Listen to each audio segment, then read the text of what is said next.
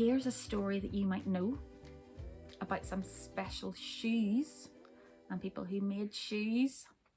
What do you think? The Elves and the Shoemaker. I especially love these fancy shoes on the front. So shall we see what happens in this story?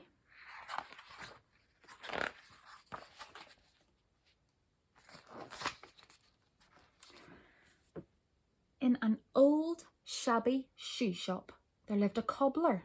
That's what you call somebody who makes shoes, a cobbler. The cobbler was called Stan and his wife Jan. Although they were poor, they were very happy, for they loved to make shoes. Shoes for walking, and shoes for jumping, and shoes for skipping, but best of all, shoes for dancing. Every day, Stan and Jan worked hard making shoes for their little shop. And every evening, they slipped on their favourite dancing shoes and waltzed the night away. The villagers loved to watch them dance, and before long, people young and old whirled and twirled through the door to join them. All summer long, the shoemakers danced, sharing their love and their joy with everyone around them. I'd quite like to go there for a dance. But soon the bitter winter came, and as the weeks passed, fewer and fewer people stopped to buy shoes. The shop grew quieter and quieter. Whatever will we do? Worried Stan. Soon we will have no money left and no more firewood. That night, Stan and Jan huddled by the tiny fire, their fingers too cold to sew and their feet too frozen to dance. Let's go back to bed, Jan chattered. Perhaps we'll think of something in the morning.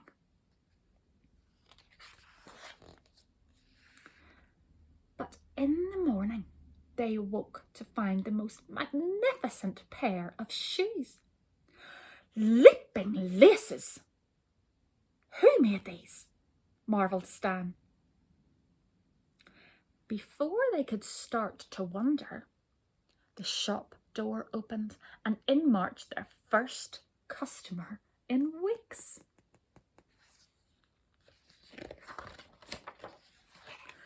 Good day, cried the customer. My name is Sir Flumby. I spied these splendid shoes in the window and I simply must have them. The shoes fitted perfectly.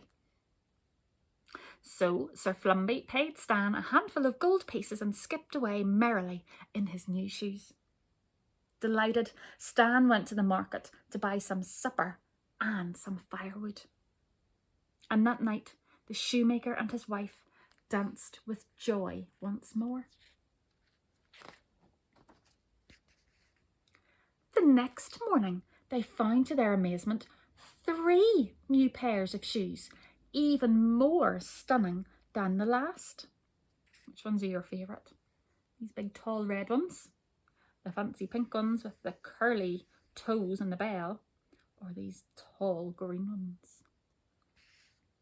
Stan and Jan could not believe their eyes. But just then... Greetings, shoemakers! I am Sir Flipsy Flopsy, and I have heard tales about your marvellous shoes.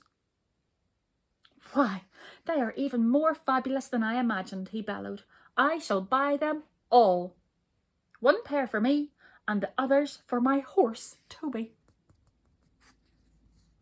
So Sir Flipsy Flopsy filled the shoemaker's pockets with gold coins and galloped off.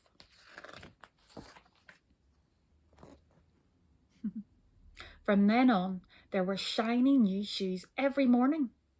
Soon the shop was warm and cosy and bustling with customers day after day. One day, Jan said, "We still don't know who is helping us? I wish we could thank them. Then Stan had a wonderful idea. Why don't we stay up and find out?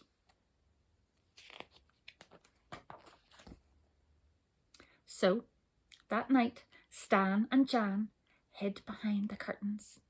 They waited and waited and waited until, as the clock struck midnight, 3 tiny elves slipped in through the keyhole and tiptoed across the room. Down the keyhole. 1, 2, 3. The elves set to work with a stitch, stitch, stitch and a rap-a-tat-tat. As they worked, they sang, "We loved jumping, leaping, prancing. We were sad when you stopped dancing. So in we creep while you are dreaming, making new shoes bright and gleaming." All night the elves sewed until the sun began to rise, and then quickly, quietly, they popped back through the keyhole. Stan and Jan were so surprised by what they had seen. "What delightful little elves," Stan whispered. "We must repay their kindness." "Let's make them their own little dancing shoes," said Jan, "and some dancing clothes too." So the next morning, that's just what they did. Jan knitted tiny jumpers using tiny pins, then sewed on tiny apple pips for decoration. Stan crafted some tiny shoes from dandelion leaves, then stitched them with daisy stem laces, and together they made little pointy hats finished with the tiniest pom-poms. At midnight, Stan left the tiny parcel on the workbench just before the 3 little elves crept inside. The message said, "For our very special helpers, may you dance the night away. With love, Jan and Stan." When the elves saw their new clothes, they were overjoyed. They giggled and wiggled and danced all night in the moonlight. But as the stars faded, the 3 tiny elves tiptoed away and vanished into the night. That was the last the shoemakers ever saw of the elves. But their kindness was never forgotten. And Stan and Jan danced every night with their friends, just in case the elves ever returned. And who knows, maybe one day they will. I think Stan and Jan look quite happy with their dancing outfits on there, don't they? The end. So that was a story about the elves and the shoemakers. I wonder, could you try and design and draw your own special shoes? I wonder what they would look like. See you next time.